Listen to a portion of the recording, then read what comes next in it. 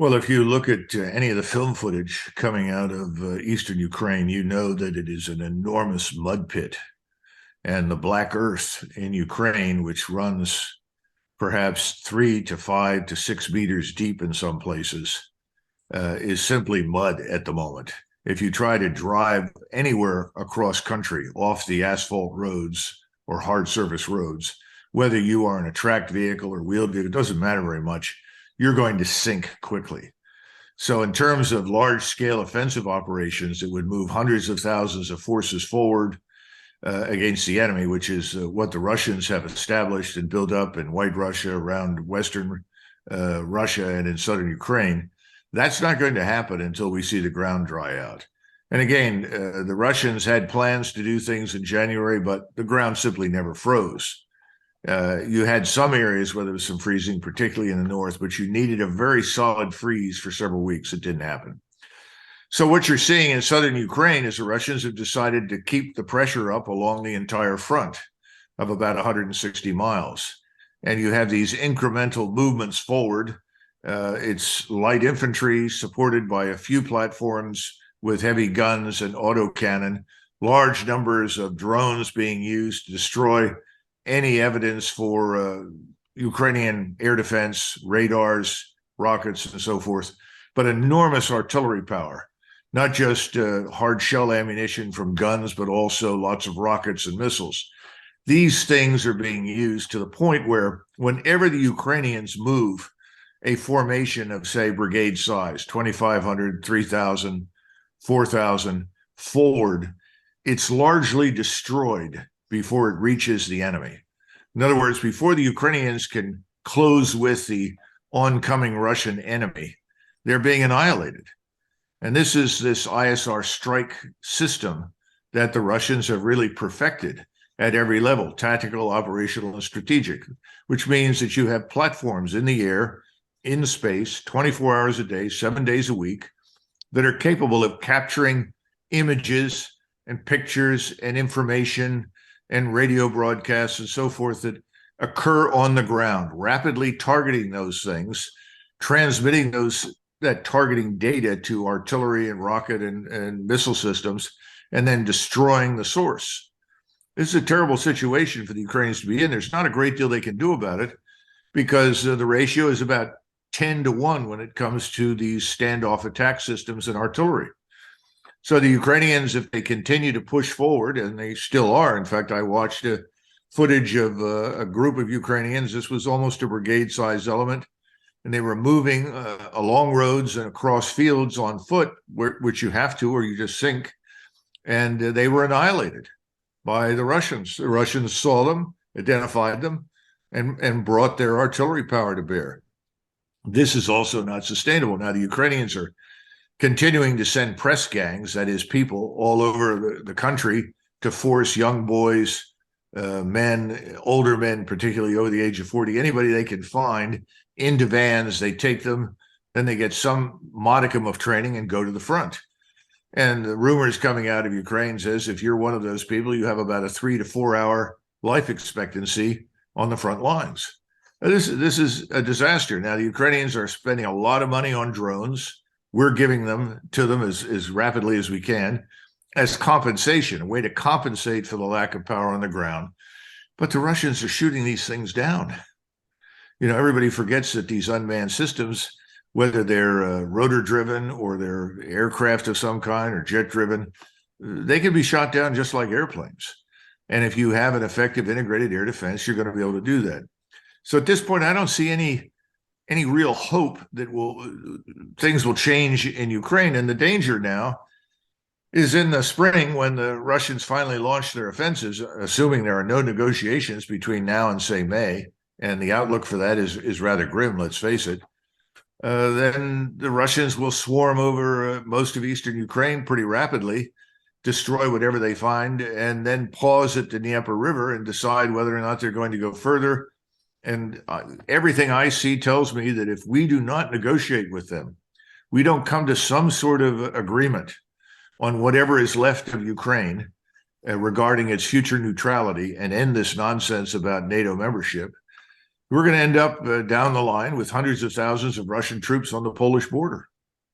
Of course, Stalin did this successfully during the Second World War, and he had a much larger manpower pool.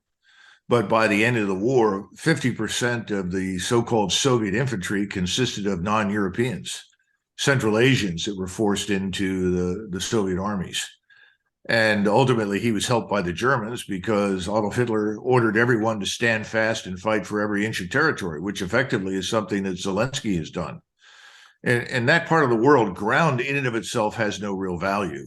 You give it up as necessary because it could easily be won back. There's not much out there that is very defensible. And that's another reason why this Bakhmut business has dragged on, because once you lose Bakhmut and you begin to move north and west, you run out of effective defenses. Now, you can build some new lines, but you'll never have the kind of intricate, complex, and effective defenses that you had in the Donbass that you built up over 8 years.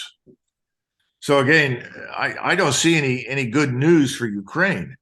And my best hope right now is that the Europeans will take this in hand and recognize that the destruction of Ukraine is not in their interest. Recognize that you can negotiate with the Russians, but you're going to have to meet their demands. And their key demand is for neutrality for whatever remains of Ukraine. And I've always felt that that was a good solution. I favored that long before there was ever a war, because that places a buffer state between us and the Russians. And that buffer state can actually profit from being a buffer economically in ways that we've seen in Austria, because the Austrian model was always a good model for Ukraine, in my judgment. But that opportunity was lost. But if we persist, things will get worse. The Russians are prepared for the worst. I don't think we and the Europeans are prepared for the worst. I don't think we are prepared to go to war. In fact, I know we aren't. And so if you're not willing to fight, and I don't see any evidence that we and the Europeans are, then I think the other side is going to win. Now, the Poles, of course, are still very vocal. And just last week, there was a statement made that if it turns out that Ukrainians cannot defend themselves and their defense is destroyed, then we Poles will have to move and take the offensive, which I think is extremely dangerous. Again, the longer this lasts, the more the opportunity for stupid actions grows. And we have too many people that are not sufficiently worried about the humanitarian catastrophe in Ukraine. They're not sufficiently worried about the loss of human life. And this thing with the ICC that you pointed out, the Russians have found children in the war zone without parents, without family, alone. Yes, they've identified these children. They've moved them to where they could be cared for medically, and they're holding them until their parents can be found, which is a pretty damn difficult task in the middle of a war, as you know. But the notion that the Russians were deliberately corralling children and moving them to some sinister camp in Russia is a lot of nonsense. This is all crap. And what it demonstrates is that all the institutions in the West are essentially tools for the globalists. They no longer represent justice for all. They are basically simply puppet organizations that parrot whatever the globalist regimes that run the West want them to say and do. And this is very unhealthy. I can't imagine this ending well in Europe. It's not going to end well here in the United States. Well, based upon what I know, I have not been to Bakhmut, so I don't know what it looks like on the ground. I only know what I see on the map and what people that are there and have been there tell me. Yes, it does seem to be the keystone in the edifice of defense for the Donbass. And then once it is lost, the road nets, railheads, warehouses, mines, all these things will be permanently in Russian hands. There's no question about that. That's going to harm Ukraine. But right now, the Russians already occupy 90% of the territory that is responsible, or excuse me, the territory which is responsible for 90% of Ukrainian gross national product. So the Ukrainians are already at a severe disadvantage. I don't think it's going to improve when Bakhmut is finally lost. But for the Russians, it has made a lot of sense, to be frank, to leave the road open into Bakhmut. If the Ukrainians are going to pour more troops in there, it is easier now than it was 3 months ago or 6 months ago to destroy them, because they've set up this ISR strike zone. They sometimes call it a fire trap, and it works very, very effectively. I mean, if you can destroy your enemy without closing with him in close combat, that means you take no casualties in most cases. So this is very favorable to the Russian side. And right now, since the Russians cannot rely on numbers and platforms to move forward, this is a very positive development for them militarily. And it will continue as long as the Ukrainians feed this fire. It's tragic. Again, we need someone to intervene and say, look, this is taking us nowhere. But instead, you talked about the ICC thing. We just had an incident where a couple of B-52s apparently were on exercise in the Baltic. And I'm told that the exercise involved simulating the launch of cruise missiles in the direction of Russia. I mean, this is insanity. Why would you do such a thing in the middle of all this? Doesn't make any sense at all. The Russian fighters came up. We didn't violate Russian airspace per se, but you can fire a cruise missile from a B-52 bomber without flying anywhere near Russia. But this was actually over the Baltic, aimed at St. Petersburg. It's stupid. Just as the MQ-29 that was either shot down or disabled and fell into the Black Sea was trying to gather targeting data from Crimea.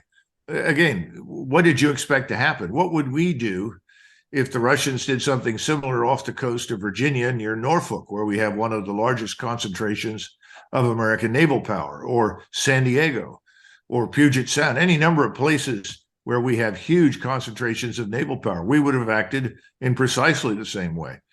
But this simply is like throwing gasoline on the fire that you should be interested in putting out. That's what's really disturbing. I think it's very low.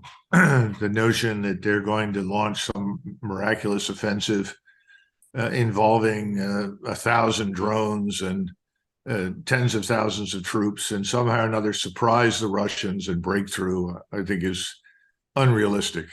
And again, the Russians have demonstrated they understand well how to entice the enemy into an attack. Let them press forward, and once they've pressed forward, encircle and destroy them. This is the oldest tactic in the world. This is what the Mongolian armies used against the Europeans in the 13th century. You can go back and look at it, whether it was the Poles, the Hungarians, at the time the Kievan Rus. Again and again, the Mongols would fall back in front of them.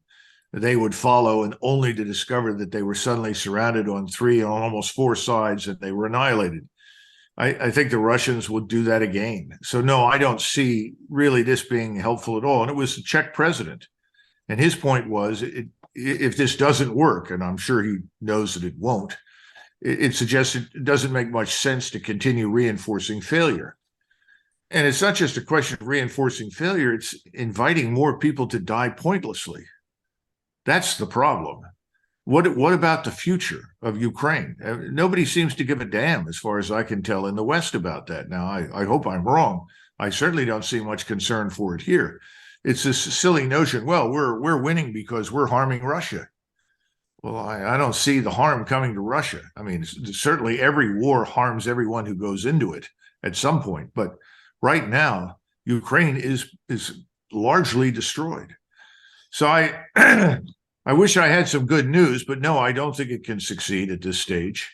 And my great worry is that once the Russians close in on the Dnieper River, and if we do not talk to them, they make the decision to cross the river, that we will be stupid. And we on the ground with the Poles and perhaps some others in the so-called coalition of the willing will try to intervene in Western Ukraine. There are foolish people who think that we can establish a new east-west border along the Dnieper River on the model of East and West Germany, for those in the audience that can remember that. And that's not something that I think Europeans should want. I don't think it's necessary. I think it's counterproductive, and we don't need to go down that road. And if we do, it will harm Europe irreparably.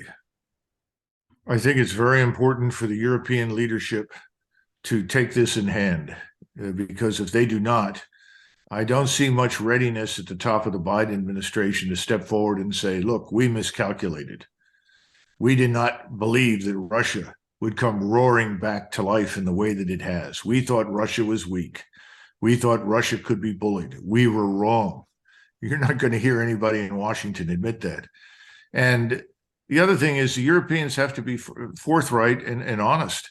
Are we going to see hundreds of thousands of Italians, Czechs, Slovaks, Poles, Lithuanians, Latvians, Estonians, uh, Norwegians, Danes, Dutchmen, Germans all line up being outfitted and equipped to fight a high-end conventional war in Ukraine against Russia? Is that going to happen? Is there an appetite for that? Is that what these governments want to do? There's no appetite for it inside the United States. I mean, we're having trouble right now recruiting for the armed forces, largely because the armed forces have been demoralized and ruined in recent years, not just by bad decisions on acquisition and organization, but now bad policies regarding transgender and all sorts of equity craziness that essentially destroy the legitimacy of the institution. The armed forces has never been perfect, but it has tried to be a level playing field. And you can't run a military establishment when you are favoring one ethnic group or racial group or sexual preference group over another. This is disastrous. So I don't see anything happening in the United States along those lines. So you tell me, are the Europeans prepared to suit up and go fight in Ukraine, other than the Poles? Well, first of all, you've got a total in and around Ukraine of about 540,000 Russian troops. Beyond that, you have another 200,000 that are in support. So you're over the 700,000 mark. How much of that do you need to be successful in Ukraine is a judgment call that only the high command can make in Moscow. I don't have a feel for that. My suspicion is that given the horrific losses, you will not need all of that force to deal with it. So I would expect that a large portion of the force, it may be the portion that sits in White Russia right now, which is over 100,000. Some people say it's 150,000. That force may be exactly what you've just described. It may be there as the strategic hedge against NATO intervention. You've got another 300 to 400,000 in and around Ukraine in the east of the river. That's probably sufficient to deal with whatever remains of the Ukrainian forces in the spring. Again, we're all shooting in the dark. We don't know with precision, but I suspect you're right. There will be a large reserve on hand to deal with any NATO intervention. And again, that's something that we need to consider carefully because we don't have much depth in our force. You've got 50,000 U.S. troops. How many of that consists of combat troops? How many replacements do we have standing by when it takes casualties? How much fuel? How much ammunition? How many repair parts? And if we're going to fly aircraft in support, how many aircraft are we prepared to lose, not just to integrated air defenses, but also potentially sitting on the ground in airfields across Eastern Europe? I mean, the Russians know where all the airfields are. It's not a secret. It's easy to strike those places. What does that mean for our naval forces in the Adriatic and the Eastern Mediterranean? What does it mean for our naval forces off the coast of Norway in the North Sea? Again, all these questions have to be addressed seriously before any consideration is made to intervene in the region. I hope that that's happening. My suspicion is it is, and I get the impression that the senior military leadership in the United States is more sober-minded than the political leadership and has tried to tell people this cannot continue indefinitely. We've got to come to some sort of arrangement. But no one is yet prepared to listen to that in the White House.